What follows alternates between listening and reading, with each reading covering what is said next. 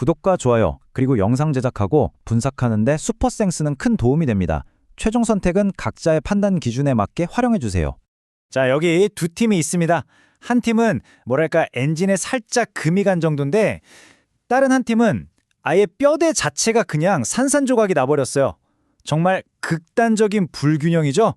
과연 이 상황에서 숫자는 어떤 진실을 우리에게 보여줄지 지금부터 한번 제대로 파헤쳐 보겠습니다. 네, 2026년 3월 1일이죠. 우반스 토도로키 스타디움에서 열리는 J1 리그 4라운드 경기인데요.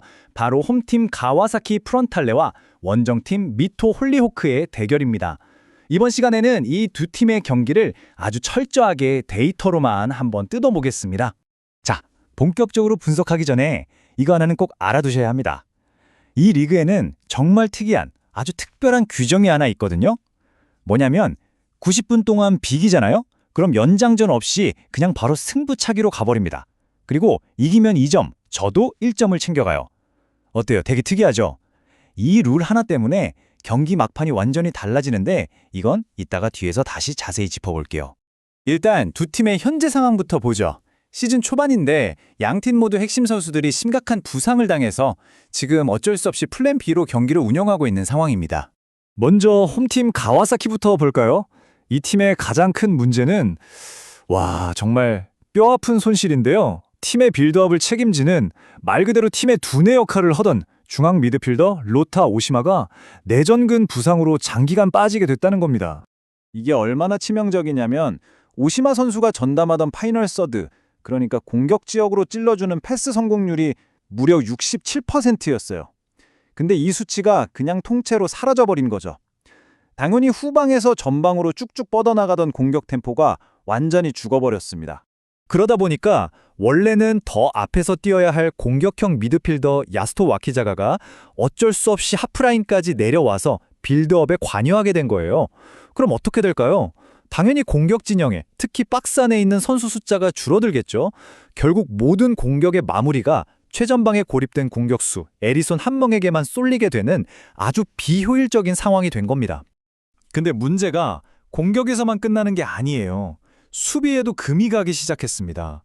핵심 센터백인 유이치 마루야마까지 부상으로 빠지면서 수비 라인 전체가 불안해졌고요. 특히 코너킥 같은 세트피스 상황에서 수비 조직력이 눈에 띄게 약해졌습니다. 자, 지금까지 가와사키 상황을 봤는데 솔직히 이것도 심각하죠. 하지만 원정팀 미토 홀리오크를 보면 이건 붕괴 수준입니다. 훨씬 더 심각해요. 시작부터가 핵심 스트라이커 리온 네모토가 골절상으로 벌써 16경기째 못 나오고 있거든요. 공격의 중심을 잡아줄 타겟형 스트라이커가 없으니까 미토가 선택한 전술은 딱 하나입니다. 아라타 와타나베랑 말릭 포파나, 이 두 선수의 빠른 발만 믿고 그냥 극단적인 역습만 노리는 거죠.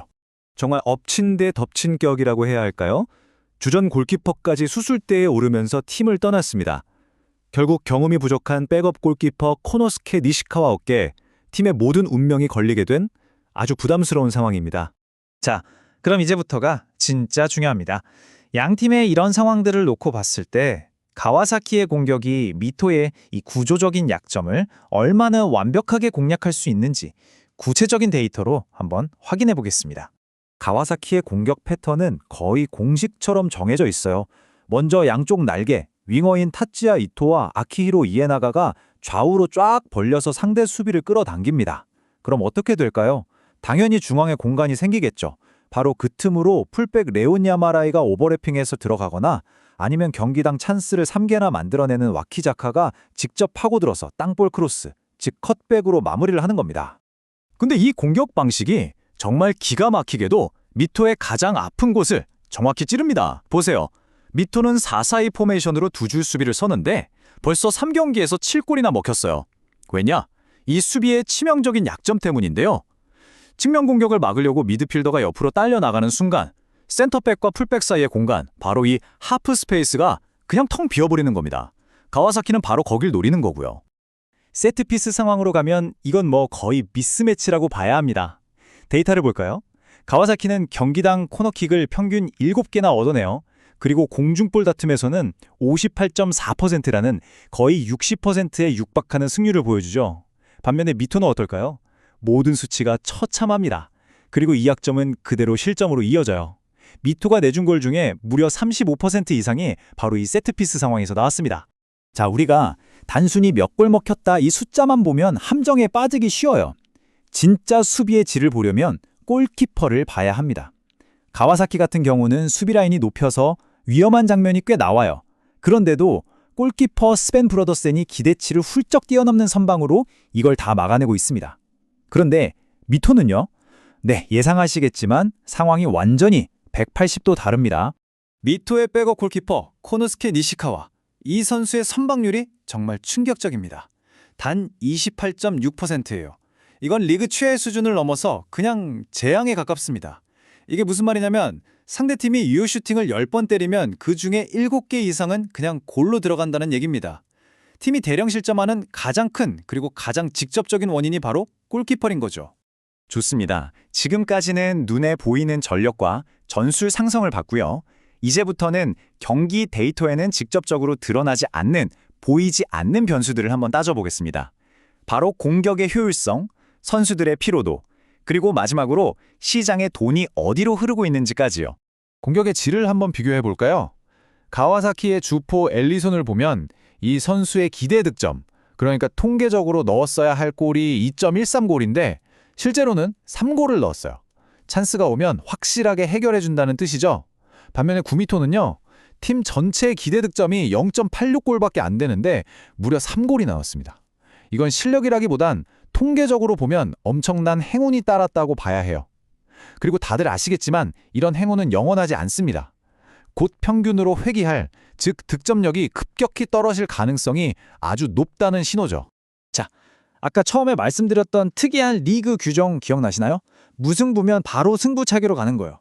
바로 이 규칙 때문에 경기 막판 15분, 그러니까 75분 이후가 되면 경기가 완전히 다른 양상으로 흘러갑니다. 양팀 모두 어떻게든 승점 3점을 따내려고 무리해서라도 라인을 끌어올리거든요. 그래서 이 시간대에 골이 터질 확률이 정말 높아집니다. 근데 이 막판 변수에서 미토가 결정적으로 불리한 점들이 몇 가지 있습니다. 첫째, 바로 직전 경기에서 승부차기까지 가는 혈투를 치렀어요. 체력적으로 완전히 방전 상태일 겁니다. 둘째, 힘든 원정 경기고요. 그리고 마지막으로 경기당 파울을 13개 이상 하는 미토의 거친 플레이 스타일을 생각하면 이번에 배정될 주심이 굉장히 엄격할 수 있다는 변수까지 있습니다. 그야말로 악재의 연속이죠. 마지막으로 시장의 판단을 한번 볼까요? 소위 스마트머니라고 불리는 전 세계 베팅 시장의 큰손들이 어디에 돈을 걸고 있는지를 보면 되는데요. 흐름이 아주 명확합니다. 가와사키가 한 골차가 아니라 2골차 이상으로 여유롭게 이긴다는 쪽에 돈이 엄청나게 몰리고 있어요. 그리고 또 하나, 양팀 합쳐서 3골 이상 터지는 다득점 경기에 대한 배당률이 1.51까지 뚝 떨어졌습니다. 이 배당이 낮아졌다는 건 그만큼 시장에서는 이 경기에서 골이 많이 터질 거라고 거의 확신하고 있다는 뜻입니다. 자, 정리를 해보겠습니다.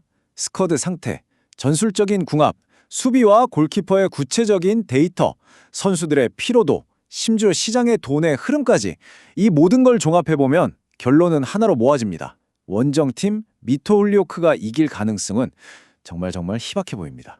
그래서 데이터가 최종적으로 가리키는 가장 가능성 높은 스코어는 바로 가와사키 프론탈레의 3대1 승리입니다.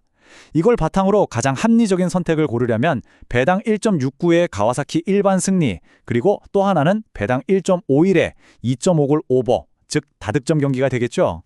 때로는 이렇게 숫자가 감정 없이 냉정하게 이미 정해진 결과를 우리에게 미리 보여주기도 하는 것 같습니다.